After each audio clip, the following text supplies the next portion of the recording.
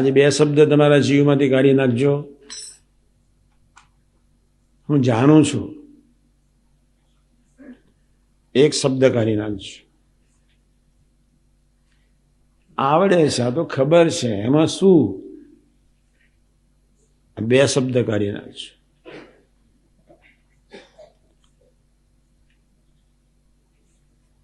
1955 સાલ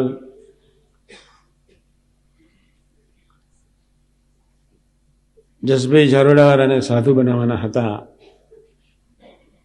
સ્વામીજીએ મને પહેલેથી જ કહ્યું હતું કે એને એન્જિનિયર કર્યા પછી સાધુ બનાવવો છે. સંજોગોના અધીન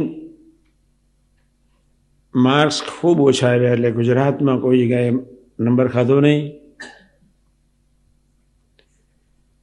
10-15 યુનિવર્સિટીમાં એન્જિનિયરિંગ કોલેજમાં એડમિશન માટે ફોર્મ ભર્યા. મહિનો વીતી ગયો, ઓગસ્ટ આવી ગયો, કોઈ જગ્યાએથી એડમિશન મળ્યું નહીં. તાકડે જ એ આનંદમાં સભા બાપા બી ત્યાં સભા ઉપર હતી ને સભા પૂરી થયા પછી બધાને નીચે ઉતારીને જસભાઈને બોલાવ્યા, રડ્યા. એન્જિનિયરિંગ કોલેજમાં જવા માટે એટલા બધા રડ્યા, ખૂબ રડ્યા. બાપાએ એકદમ ગંભીર થઈને વાત કરી લીધી. આ તમને બધાને ખબર છે, છતાં કહું છું. ગંભીરતાથી વાત કરતા કહ્યું કે અહીંયા તો તમને 52% કે 54% એન્જિનિયરિંગ કોલેજમાં એડમિશન મળી જશે, ચિંતા નહીં કરતા. પણ અક્ષરધામમાં 100% માર્ક્સ જોઈશ.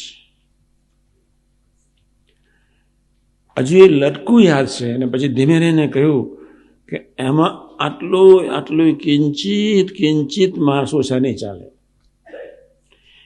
એ આખો જ ભાવ મને હજુ એકદમ યાદ છે. શિક્ષાપત્રી મહારાજે ગ્રહી ત્યાગી ગઈકાલે કહ્યું તેમ કોઈ પણ જાતનું વિઘ્ન ના આવે ને શાંતિથી એની સાધના થયા જ કરે. આપણી પર બહુ કરુણા કરીને આ કરુણા શાસ્ત્ર નાનકડું આપી દીધું. કુટુંબમાં સહજ આત્મીયતા રહે, સંતો હરિભક્તોમાં અરસપરસ આત્મીયતા સહજ રહે અને જરાય સંબંધ ન તૂટે, એવા એક અદ્ભુત ભાવથી બહુ થોડા શ્લોકો એક આશીર્વાદ સ્વરૂપે પોતાના માનીને પ્રભુએ જ્યારે આ નાનકડો ગ્રંથ આપ્યો ત્યારે આજે હું એક પ્રકારના શ્લોકોને સમજાવું છું. મેં 4 પ્રકારના શ્લોકો કાઢ્યા છે. આજે છે માન.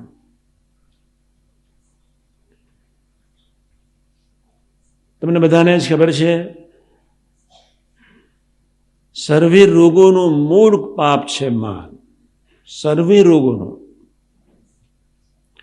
દેહભાવ, દેહાભિમાન મૂળ પાપ છે. એટલે તો આપણે સૌ ભૂલકોની યાત્રા માટે નિરંતર મંડ્યા છીએ.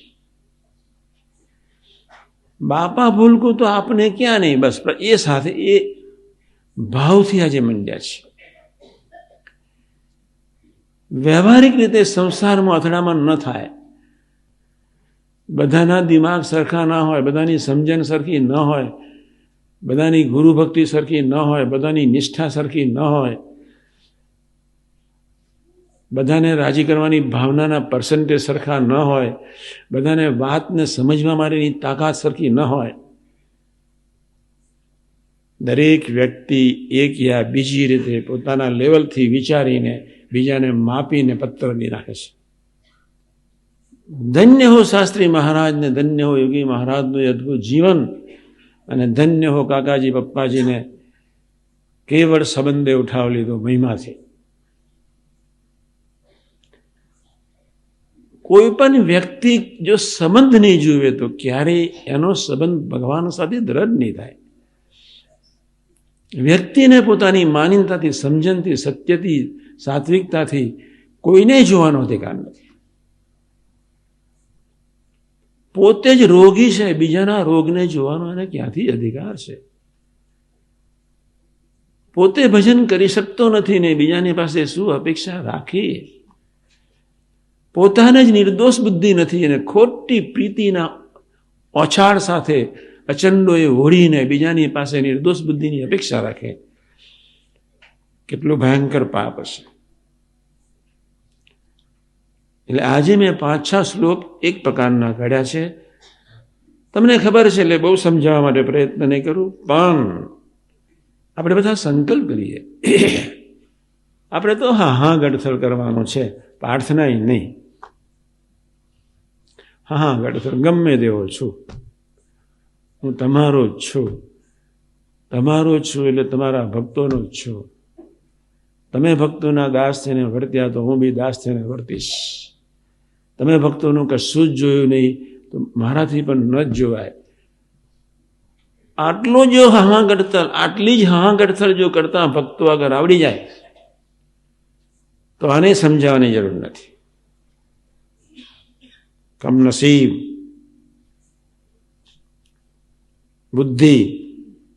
બુદ્ધિમાં રહેલું પોતાનું સત્ય, એને ઓછા નીચે રહેલી એની માનીનતા, અને એ માનીનતાના ઓછા નીચે રહેલી એની મૂળ વૃત્તિ આપણને સત્પુરુષ આગળ હા ગડથલ નથી કરવા દેતી. હા ગડથલ શબ્દ કેટલો સરસ છે. યોગી મહારાજ બહુ કહેતા સસલું હાથી આગળ હા ગડથલ કરે, એટલું બધું લડાવે પ્રસંગને, એટલું બધું લડાવે. પછી હાથી એને સૂંઢથી લઈ અને પોતાના શરીર પર સસલાને બેસાડી દે. સત્પુરુષ ઉચકે. તમારો તો કોઈ પ્રયત્ન જ નહીં, હા ગડથલ સિવાય કોઈ પ્રયત્ન નહીં. પણ એ બાપાના શબ્દો, બાપાનો એ સમય, તે વખતે હા ગડથલ શબ્દ કોઈ વિરલને સમજણ પડી હશે. અને એટલા જ માટે હું તમને કહું છું કે મેં 23મી તારીખે કરેલું કંઈક પ્રવચન, જ્ઞાન ગરીબીની પરાકાષ્ઠાએ રહેલું એ ભવ્ય પ્રભુનું સ્વરૂપ બધું જ હતું, છતાં જ્ઞાન ગરીબી. અને એ જ્ઞાન ગરીબીને ભોળી પ્રકૃતિથી એટલું બધું ઓઢાડી દીધું તે જોગીને જોગટો કહેવામાં કોઈને વાર નહોતી લાગતી. એક બુદ્ધુની જેમ વર્તનાર યોગી મહારાજ, અને આપણામાં તો કશું જ નથી ને બુદ્ધિનું દેવારું જ કાઢેલું છે, અને છતાંય આપણે બુદ્ધિથી બીજાને વિચારીએ છીએ. આપણા જેવો કમનસીબ અને પાપી આ ધરતી પર કોણ હશે? શિક્ષાપત્રીના થોડા શ્લોકો સમજાવવા માટે પ્રયત્ન કરું છું. પણ ફરી કહું છું, ખબર છે એ શબ્દ કાઢી નાખજો, હું જાણું છું એ શબ્દ કાઢી નાખજો. તમે કોણ? તમારું લેટ્રિન ક્યારે બંધ થઈ જાય તમને શી ખબર પડે? તમારો કોઈ પણ ઓર્ગન ક્યારે બંધ થઈ જાય તમને શી ખબર પડે? ભગવાન સ્વામિનારાયણ એકી સાથે 60ને પહોંચાડી દીધા. ધરતીના ઇતિહાસમાં પ્રસંગને યાદ રાખજો. કેવો અદ્ભુત પ્રસંગ, એની સુપ્રીમસી કેવી! એકી સાથે 60. આધ્યાત્મિક ઇતિહાસના પાને આવો માર્વેલસ પ્રસંગ, કોઈ સુપ્રીમસીનું દર્શન કરાવતો પ્રસંગ, પોતાને જ ધાર્યું અનંત બ્રહ્માંડમાં થાય છે એવું એક દર્શન કરાવતો પ્રસંગ.